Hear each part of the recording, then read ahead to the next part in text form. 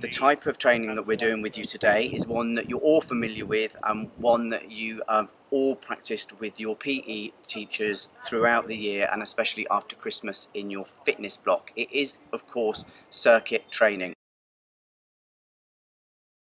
Vary your activities. Jogging, short distances. You could even do this on the spot. You don't need much space.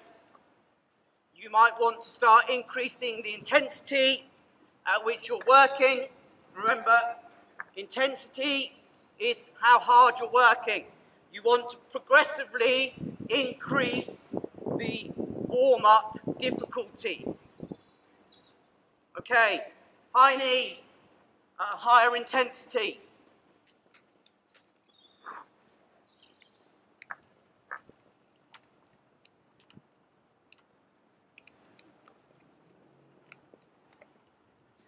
Flexion and extension at the knee joint.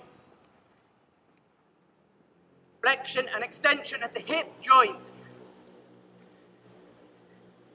Plantar flexion and dorsiflexion at the ankle. Sidestepping.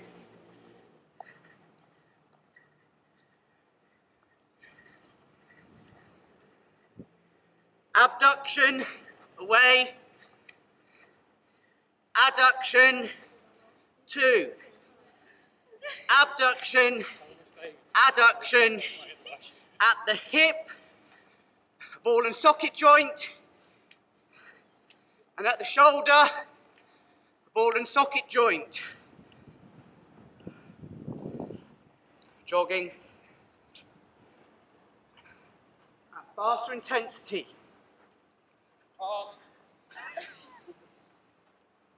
Try and keep up with me. Don't worry if you're doing it at home on the spot. Heel flex. Short-term effect of exercise. Increase in breathing rate. You should start to be panting. Increase in heart rate. You've increased the blood flow to the working muscles. Some of you may start to experience an increase in body temperature. And certainly, by the end of the workout, you will want to feel tired. You may even feel nauseous. That does not mean there's anything wrong with you. It means you are perfectly fine. It is the body's response to exercise. It is a short-term effect. It won't last for long. Look after yourselves and drink water. Walking lunges. Couple of steps. Lunge down, hold it for 2 seconds. Couple of steps. Lunge down, hold it for 2 seconds. If you want to, you can add a twist. Okay, your next exercise are sumo squats. You'll take a few steps and then squat down. You can add eccentric contraction. Steps. Squat down. Rotation, stretching, upper body, hip, shoulders. So if you struggle with this, you can always flex at the knee and touch towards each toe. Try to extend fully behind you the opposite arm. Try and get the arm really straight and feel your body resisting and starting to stretch. You could speed it up because the idea is that with dynamic stretching, you're stretching and moving, you're not standing still. You will feel some discomfort in your hamstrings. This is perfectly normal. Do some hip rotation, look to the right, look to the left. Try to keep your body upright. And if you feel comfortable, increase the speed. Try to work your core, tighten your tummy muscles, your abdominals.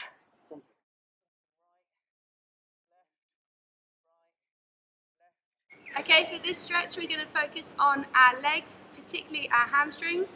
So take a couple of steps forward. You're you're going to bend your leg out, sweep up, take a couple of steps. Really thinking about stretching that hamstring. You can either point your toe to the sky or keep it flat on the floor here.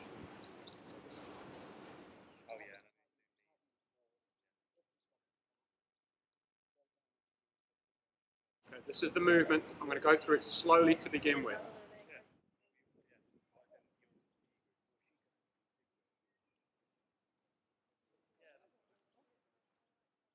First movement.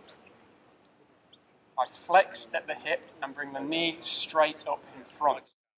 And then I'm going to take the knee out to the side and then down. So the knee comes up in front, out to the side and then down.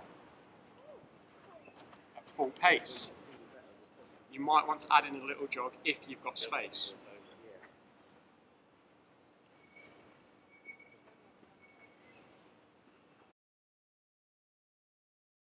I hope you're feeling fit and ready for the next part of the activity. We're not going to do phase 3 of a warm-up. For those of you that can remember, phase 3 of the warm-up would have been mental preparation, movement rehearsal. So for basketballers, you'll have done your layup drills. For footballers, you'll have done some short passing skills, maybe practicing some shooting, maybe build up some 1v1 jockeying, and for netball, you might be doing some footwork drills. So phase 3 is skill rehearsal and replicating movements, muscles, and energy systems. That's what warming up is all about. Circuit training, where we'll do a series of stations and we'll have a period of work and we'll have a period of rest. We call that the work-rest ratio.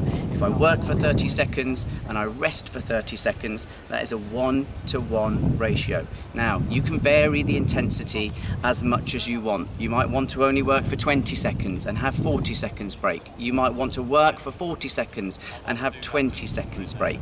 The intensity that you work at is how hard you're working. If you're working at a low to moderate intensity, about 120 to 180 beats per minute in that bracket, we're working aerobically.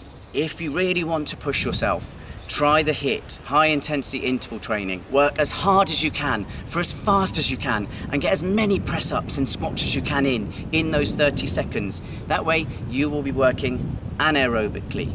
Now don't forget, once you've done the circuit once, if we're not tired yet, do the circuit again. Do it a second or do it a third time even. Have plenty of water and don't forget to have your breaks between each circuit. And lastly, think about how often you're going to do it in the week. You should at least be doing it twice. Once when you have PE, once when you have games, but for some of you, you might want to be doing it 3 or 4 times a week. Others, you might even do it every day. That's the frequency at which you work at. That's how often you're working. So we've talked about how often we work, we've talked about the intensity, how hard you work for, and we've talked about how long we're working for. That's the time that we're working. And lastly, we've talked about the type, FITT, frequency, intensity, time, and type.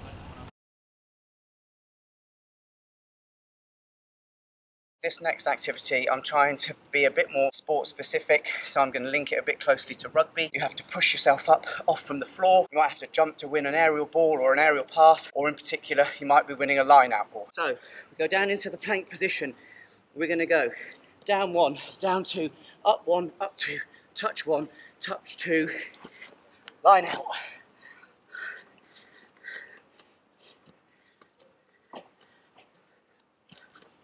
Winner!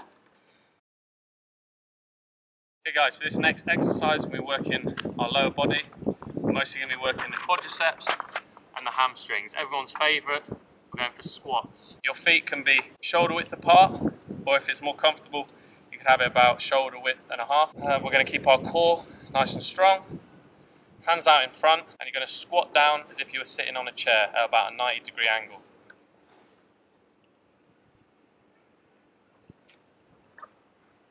This next variation you could also do to help you with the squat form is to put a chair behind you, exactly the same position with your feet, and you're going to sit down onto the chair and then stand back up. Down, up. When you come to the top of the squat, you need to bring your hips forward and squeeze the glutes. Your next exercise are sit-ups. So sit down on your bum again. Feet in close to your bum, knees bent, feet together, back flat. Your hands are across your chest.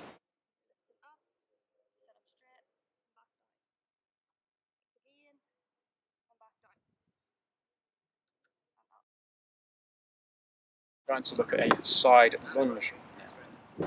Stand upright, take a step with your right foot to the side. From this position, you're going to lower your gluteals while keeping your head and your chest upright. Again, we're going to look for alignment where we keep our knee over our midfoot. Step back to the center. Repeat this on the opposite leg.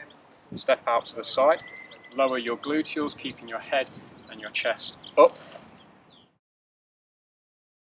Okay, for the plank, we're looking for three things again. Firstly, we want alignment between our shoulder and our elbow. We want our shoulder over the top of the elbow. The second thing we're looking for is a strong core. So this creates alignment through the shoulder, the hip, the knee, and the ankle. The way you can achieve this is by tensing your abdominals, tensing your gluteals. Think about pushing your heels away from the top of your head. Hello everyone, I hope you're well, I hope you're safe. I have to say, as much as I have enjoyed all of our conversations on Show My Homework, it is not comparable to seeing you all in person, so I'm excited to welcome you all back to school as soon as possible. In the meantime, I'm looking forward to you submitting your videos, having a go at some of the fitness activities and exercises that we're creating for you now. I look forward to hearing from you and seeing your efforts soon. Take care, stay safe. Hi guys, welcome to our channel. A massive effort so far on all of the PE challenges, all the circuits and all of the quizzes. Well done to everyone that's taken part in those. Huge shout out to 9K, best tutor group in the world. Also well done to 8L, 9L and my Year 9 Games group. You've been absolutely fantastic so far. Keep it up. Good work with the videos and the quizzes. We're really proud of you, so keep up that good work. Big shout out to 8G, which of course is the best tutor group, and a big shout out to all our Year 7, 8s and 9 PE and Games classes. Good work, well done.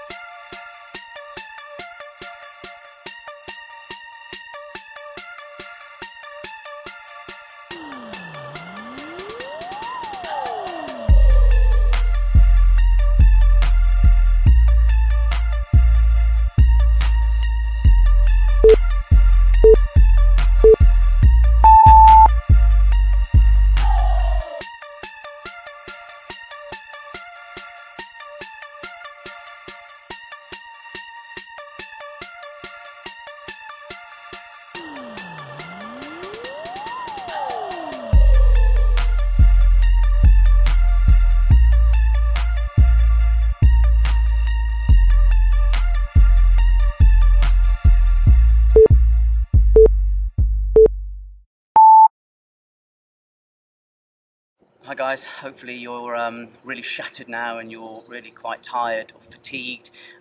You'll have built up a nice sweat. It's really important now that you do a bit of a cool down. Literally that can be you walking around the room, walking along the balcony, walking along a space in the garden if you've got it. A cool down should be active. You shouldn't just be sitting down and flopping. It's important that you keep moving through the cool down. That will keep the capillaries in the body open, dilated, and it will flush oxygen through the blood vessels, and it will remove any waste products that have built up in the blood, especially the lactic acid that can affect your movement and your contractions. So a nice cool down, please. Walking around, taking some nice, slow, deep breaths in and out as you do so. You might also want to finish with some static stretches as opposed to the dynamic stretches. So they are stationary stretches. So if we were working our arms, you might do a static stretch of the tricep where you look to the right and pull your arm in across to the left. The dynamic stretches you saw at the beginning can be modified so that you're completing the move but without moving. That's the difference between a dynamic and a static stretch. We intend to test you and test your knowledge based on everything you've heard, everything you've seen, and anything that's been coming up on the screen while you've been watching. So there have been some really key points of information for you. They are keywords from GCSE and some of them even A-level as well. They will have been popping up throughout. There would have been flexion and extension, muscular contractions, names of muscles, names of bones, links to the FIT principle. So good luck with those tests. Your PE teachers will be setting you those shortly, and we're looking forward to seeing some great results. Please also send in any videos of you performing if you've got the opportunity to do that. If you can you try to record your heart rate before you exercise? And can you record your heart rate again after exercise and maybe record that down somewhere? Remember, you're trying to hit a heart rate of above 124 beats per minute as a minimum. Some of you will go beyond that, up to 175, and some of you will possibly go beyond that, up towards your maximum heart rate. Maximum heart rate, remember, is 220 minus your age. Some of you might get above 85% of your maximum heart rate, so you'll be up into the 180s and beyond. So please share us your heart rates. If you can't do a heart rate, it's not a bother, but you can all give yourself a score out of 20. How hard did you try? Let your PE teacher know. If you really didn't try very hard and your heart rate isn't high at all, then I would suggest that is somewhere under 10, between 6 and 10. If you really worked quite hard and you built up a really nice sweat, that's probably somewhere in the region of 14s and 15s. And if you couldn't have tried any harder, you were absolutely shattered, you were flat out, then I would suggest you're probably right up there in the 1890s or 20s where you really put in a maximal effort. Well done, thanks for listening, and we'll see you again next time.